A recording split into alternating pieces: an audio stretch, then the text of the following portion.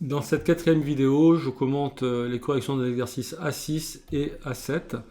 Alors pour l'exercice A6, nous avons une partie de graphe et il faut la compléter pour obtenir une fonction impaire.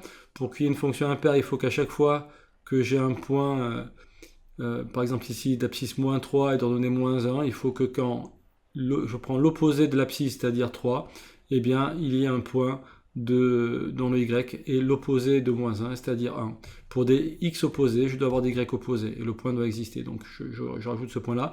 Donc l'idée pour compléter le graphe, c'est de prendre tous les points, repérer tous les points faciles de lecture facile, de coordonnées faciles à lire, et de vérifier que ce point-là existe aussi pour l'abscisse opposée.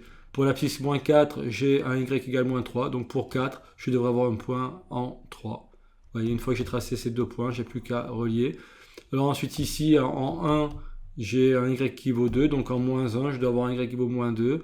Et ici, pour ce point-là, quand x égale 3, je dois avoir un y égale 3. Je vérifie que quand x égale moins 3, je dois avoir le point y égale moins 3. Alors, attention, ce point n'appartient pas au graphique, évidemment. Sinon, on aurait pour une même valeur de la variable, moins 3, nous aurions deux valeurs possibles pour l'image. Et ça n'est pas possible. On n'aurait pas une fonction dans ce cas-là. Après, il n'y a plus qu'à relier, vous avez votre graphique. La formulation mathématique de cette propriété, eh bien, c'est que pour n'importe quelle valeur de la variable appartenant au domaine, il faut que son opposé soit également dans le domaine et il faut que l'image de cet opposé soit égale à l'opposé de l'image de x. Donc pour des x opposés, pour des variables opposées, on doit avoir des images opposées. Le type de symétrie, c'est une symétrie centrale. De centre, l'origine du repère, d'accord, coordonnées 0, 0. Donc là, vraiment aucune difficulté. Vous voyez, pour ce point-là et ce point-ci, ces deux points, on passe de l'un à l'autre en faisant moins x et moins y. Et donc on a bien un segment de droite ici qui relie ces deux points et dont le milieu est l'origine du repère. Pour le deuxième graphique, on a donc ces deux parties du graphe qui sont données. Il faut les compléter pour obtenir une fonction paire. Et bien ce point-là, en x égale 1, j'ai 2. Si je veux une fonction paire, il faut que le point en x égale moins 1 existe. Et il faut qu'il ait le même y. Donc voilà, le même pour ce point-là. Et après, on relie les points. Alors, la différence par rapport à la fonction impaire, c'est qu'ici, il n'y a pas de signe moins. Voilà, au niveau de la formulation mathématique, pour des x opposés, cette fois-ci, on a les mêmes y. Alors que là, on a des y opposés. Et pour le coup, on obtient une symétrie orthogonale d'axe OY, l'axe vertical des y, des ordonnées, et avec deux n ici ordonnées. Et voilà, des ordonnées.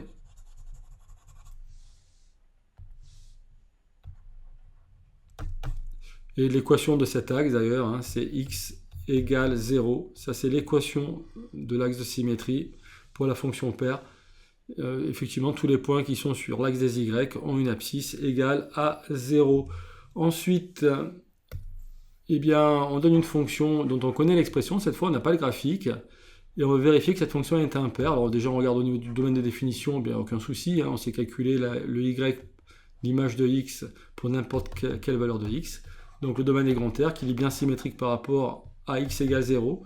Si j'ai une valeur de la variable, j'ai bien son opposé. D'accord.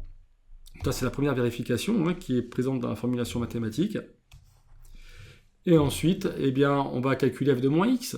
Et si on obtient moins f de x à la fin, l'opposé de f de x, c'est que la fonction est impaire. F de moins x, je remplace x par moins x, tout simplement. Donc c'est moins x tout au cube, plus moins x. Moins x au cube, le cube s'apporte à la fois sur moins et sur le x. Donc, moins 1 au cube, ça donnait moins. Et x au cube, ça donne x au cube. Plus moins x, ça fait moins x. La somme de l'opposé, c'est la divisée. Voilà, donc je peux remplacer par un signe moins. Je peux mettre le moins en évidence. Et j'obtiens ici x au cube plus x, qui est bien l'expression de la fonction de départ f de x. Et donc j'ai bien moins.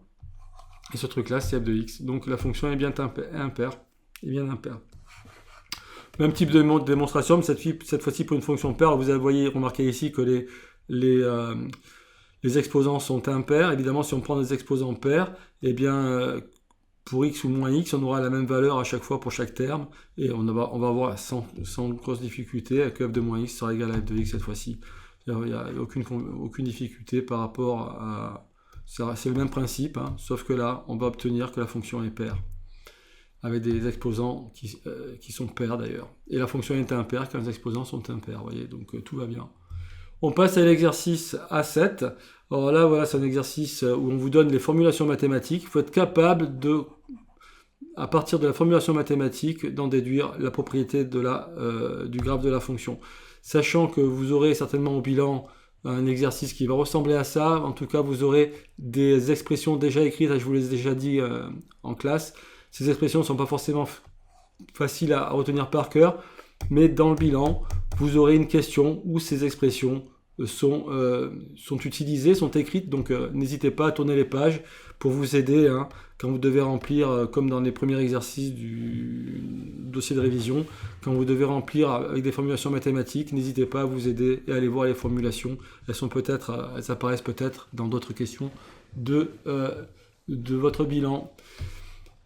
Alors ici, ça veut dire que la fonction est strictement strictement décroissante, puisqu'on a le symbole qui change, le sens de l'inégalité qui change, et là il est strict, donc on a un strictement décroissant sur moins l'infini moins 3, donc au passage la fonction doit être définie entre moins l'infini moins 3. En moins 3, quand x égale moins 3, le y c'est un minimum, et en plus là, comme c'est vrai pour n'importe quelle valeur de x, c'est un minimum global, c'est-à-dire que le graphique de la fonction ne devra pas dépasser l'image de moins 3. Quand x égale moins 3, je suis ici, son image c'est moins 4, là, je choisis la valeur, on ne me l'impose pas, donc on ne m'impose pas de valeur pour g de moins 3, arbitrairement ici on a choisi moins 4, donc c'est vraiment arbitraire, puisqu'on ne nous donne pas la valeur. Par contre, et alors vous avez bien la fonction qui est décroissante strictement jusqu'à moins 3. Au passage ici, on retrouve un petit peu une forme de fonction, une forme de graphe qui correspond à une fonction inverse. Alors pourquoi j'ai dû faire ça et pas mettre une fonction strictement décroissante comme ça jusqu'à moins l'infini, c'est qu'on veut que la fonction à la fin soit impaire. Et si la fonction est impaire, on n'aurait pas pu avoir un minimum ici global à moins 4 parce que si j'ai une branche du graphe qui est comme ceci, j'aurai une branche du graphe qui sera de l'autre côté dans ce sens-là, et aussi décroissante, mais du coup je n'aurai pas un minimum global en x égale moins 3 qui vaut moins 4. C'est pour ça qu'on a limité. La fonction peut très bien être strictement décroissante sans jamais aller plus haut que moins 3. Vous voyez, elle est strictement décroissante.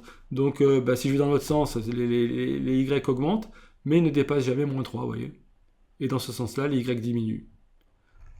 Vous voyez, voilà. Donc ça permet de revoir un petit peu, et là voilà, la branche symétrique, puisqu'on veut une fonction qui soit impaire à la fin.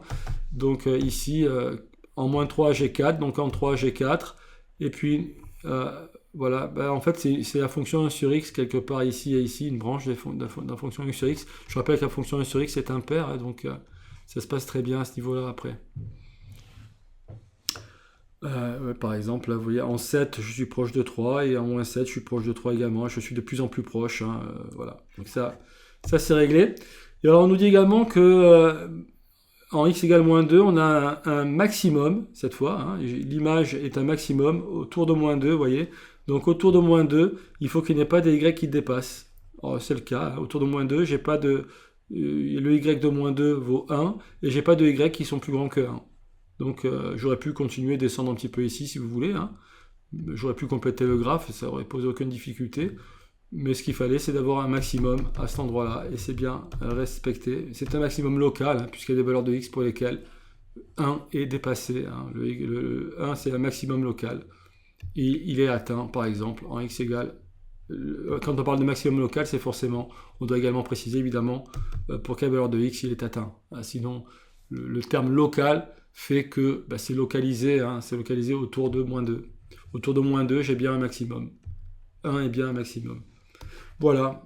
Et on vous impose également que g de moins 2 doit être égal à 1. Donc c'est pour ça qu'on a pris g de moins 2 égale à 1 ici.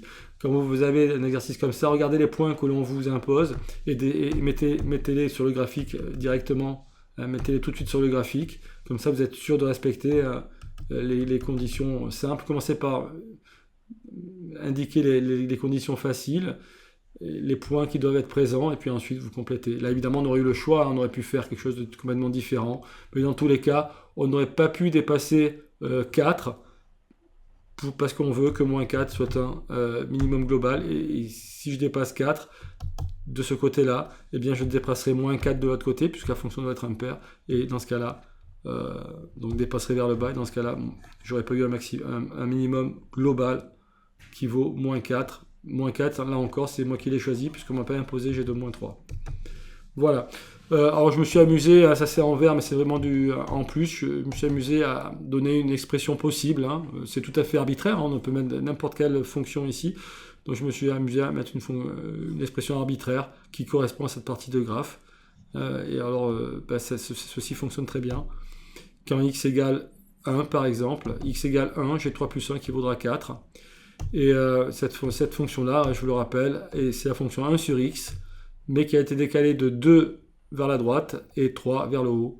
2 vers la droite, 3 vers le haut. Ici, on a 0, 0. Donc en 2, 3, on a le 0, 0. Quand j'avance de 1, je monte de 1. Quand j'avance de 2, je monte de 1 demi. Quand j'avance de 4, je monte de 1 quart. Donc en partant d'ici, 1, 2, 3, 4, je monte de 1 quart, et ainsi de suite. Voyez.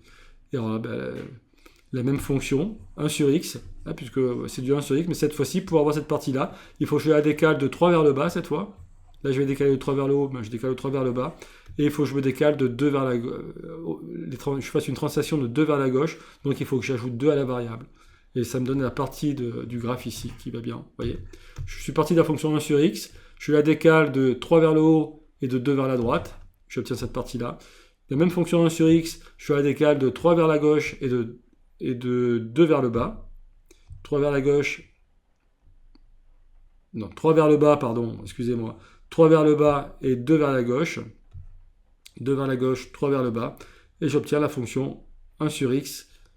Toujours la même fonction 1 sur x. Quand x égale moins 1, j'aurai moins 1. Quand x égale moins 2, j'ai moins 1 demi. Quand x égale moins 4, j'ai moins 1 quart, vous voyez. En raisonnant ici comme si j'étais en 0, 0, eh bien je trace la partie de la fonction 1 sur x, mais avec des x négatifs. Donc ça c'est pour x. Cette expression ici est valable quand x est plus petit ou égal à moins 3. Et elle me donne les points du graphe ici. Cette expression elle est valable uniquement quand x est plus grand ou égal à 3. Et elle me donne la partie du graphe qui est ici. Voilà, c'était juste pour le fun. Je vous remercie de votre attention. Je vais continuer par maintenant la partie B du dossier de révision. Commenter les exercices de la partie B du domaine de révision.